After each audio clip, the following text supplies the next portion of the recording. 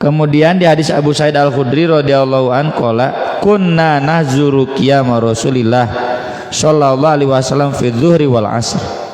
Kami mengira-ngira bacaan Rasulullah sallallahu alaihi wasallam dalam salat zuhur dan asar. Kenapa mengira? Karena enggak jahar.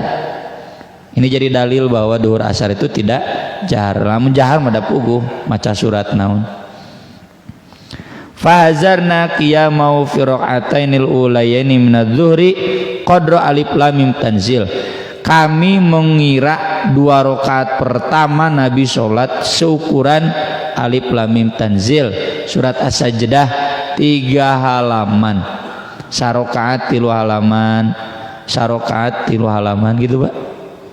Dalam riwayat lain di Bukhari Muslim ada, kalau salah seorang di antara kami batal atau ingin ke toilet, dia ke toilet dulu, toiletnya mating tercaket di dia, toiletnya kan jauh, nggak satu komplek. Lalu dia datang lagi, Nabi masih rakaat pertama belum ruku, sholat zuhur dan asar. Ya, makanya jamaah yang baru ngerti ya, dia datang ke masjid kami, lalu aneh. Nah cenah di dieu mah duhur teh menilila cenah gitu. Nu aneh mah di dinya. Lama ya, saya standar baca 1 halaman. Asar juga demikian, rakaat 1 rakaat kedua demikian. Asar agak pendek sedikit, kadang 1 halaman setengah ya, lama. Justru nu aneh mah salat duhur ganca jeung asar ya. Ini kan salat duhur diperkirakan 3 halaman. Wa fil ukhraya ini di 2 rakaat terakhirnya qadron nisfi min dalika, setengah dari itu, berarti 1 halaman setengah. Ini jadi dalil rakaat ketiga dan keempat boleh baca surat selain Al-Fatihah. Ada ulama yang menjelaskan ini cenah ihtimal, nggak jelas. Kan berkira-kira nya atuh dasa panjang-panjang na Al-Fatihah. Nya Al-Fatihah masa panjang-panjang nih sakit tuh.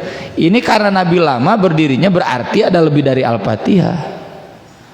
Kalau tadi Abu Qatadah menyebutkan rakaat ketiga keempat hanya Al-Fatihah saja, kalau di sini Nabi menyebutkan Abu Sa'id menyebutkan di rakaat ketiga keempat baca cuma setengah dari yang 2 rakaat pertama. Ini juga jadi dalil kalau tadi Abu Qatadah menyebut rakaat pertama lebih panjang dari rakaat kedua, kalau di sini Abu Sa'id menyebutkan rakaat pertama dan rakaat kedua sama panjangnya, sama lamanya. Wa fil ulayaini minal asri, 2 rakaat pertama asar ala qadril ukhrayaini minadz-dzuhri, setengah sama dengan 2 rakaat terakhir duhur. Tuh berarti ada baca cuma setengahna tinu 2 rakaat pertama duhur. Wal ukhraya ini ala nisfi min dalika, 2 rakaat terakhir asar setengahnya dari 2 rakaat pertama asar. Jadi itu nama para raja ya, Nabi sholat duhur dan asar.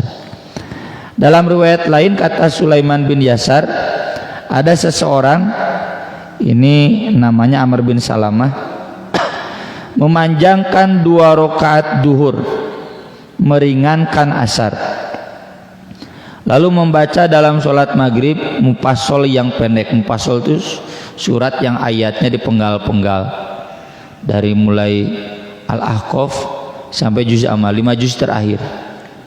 Yang pendek berarti Idza Zulzilat, Al-Qari'ah, Qulhu, Falaq, Binnas.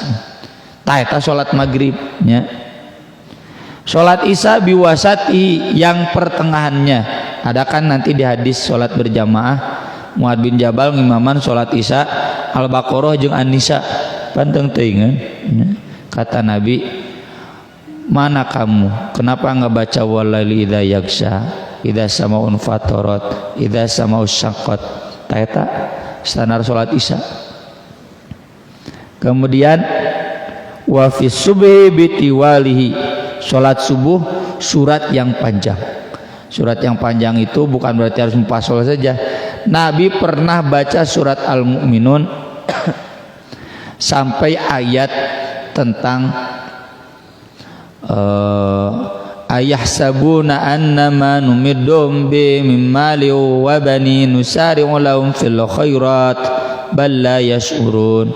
Eta teh halaman 4 surat Al-Mu'minun. Rakaat kahiji kaburu batuk. Lalu Nabi kemudian ruku, lamun teu batuk jigana ditamatkeun. 4 rakaat 4 halaman. Ya, halaman ka-4 teh. Itu rakaat pertama salat subuh. Ya. Insyaallah mun imam di kitu kosong salat subuh.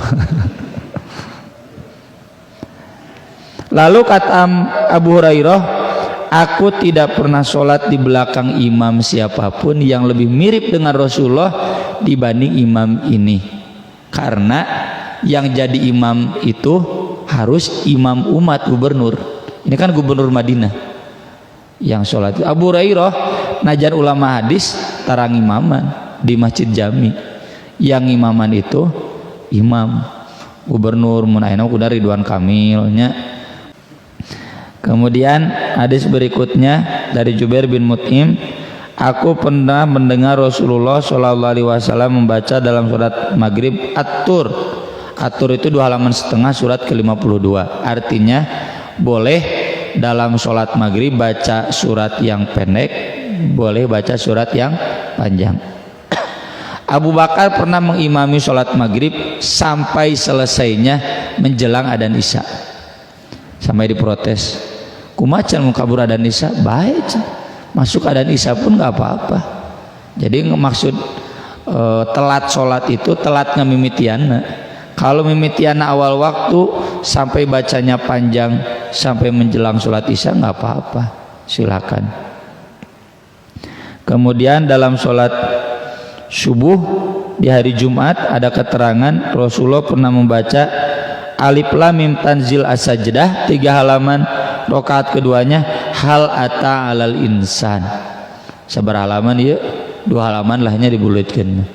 Urang mah da hal ata alal insan teh 5 salateun. Di subuh nepikeun ka isya. Dalam riwayat Tabrani disebutkan beliau merutinkannya.